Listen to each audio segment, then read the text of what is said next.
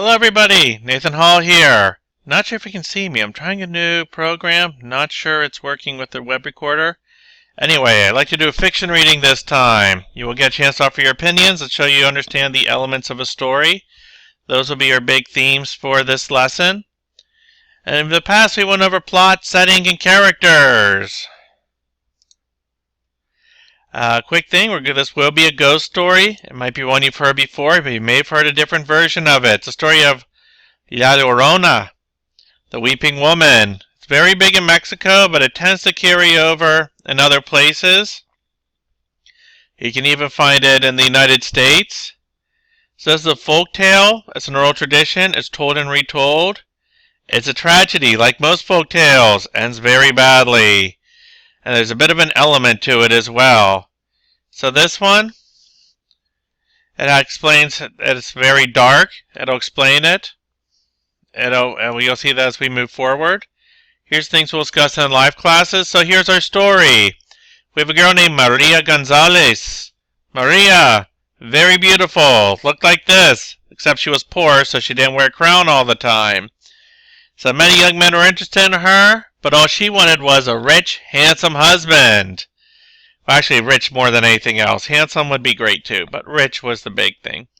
So one day she's sitting there, she sees a man ride up on a black horse, a stallion, a male horse to make it even tougher.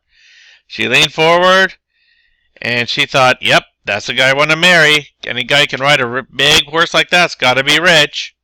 So, this is what we're talking about in live class. Is she a likable person?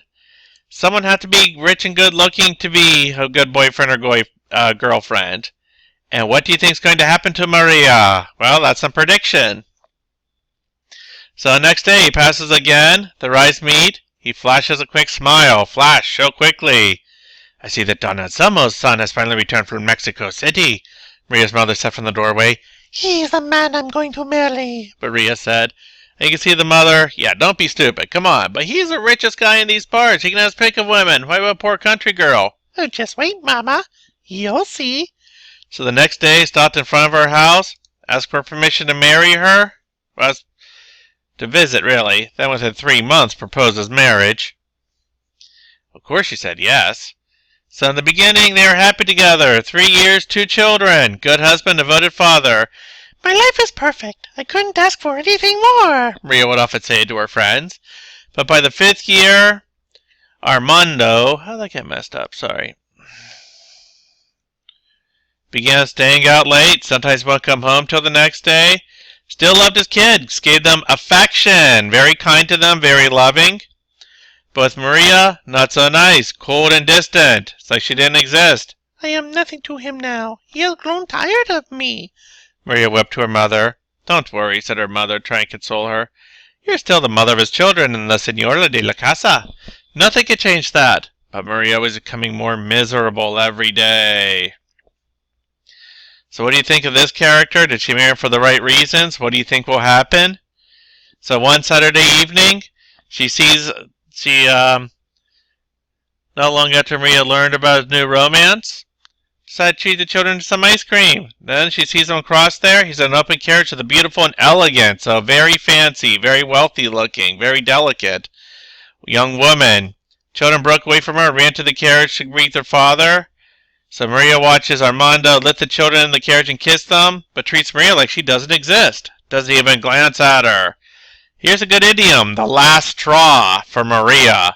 She ran to the children and lifted each one in the carriage. She shrieked, How dare you humiliate me with her in front of the entire town! Seize! She grabbed quickly. Seizing, grabbed quickly. He seized her children by the hand and ran out. So her life with her children and husband ended tragically, but Maria could never escape her actions. Most versions of the story involves her drowning herself and her children. But yeah, so she became a ghost. People could hear her pleading, oh, please, oh, so sad, and sounds of weeping coming from the riverbank. So the last straw is an idiom. That means the last straw, like here, that broke the camel's back. Imagine this camel, heavily weighted down. Put on just one more. Crack. Well, now you got a crippled camel. Can't use it. Well, we'll talk about this, what the moral was. If you've ever heard a similar story, there's our vocabulary. You want to develop these elements as well. And then, when live class, we'll talk about whether you liked it or not. So, any questions, come to live class. Otherwise, just let me know if there's anything else you'd like to talk about. Goodbye for now.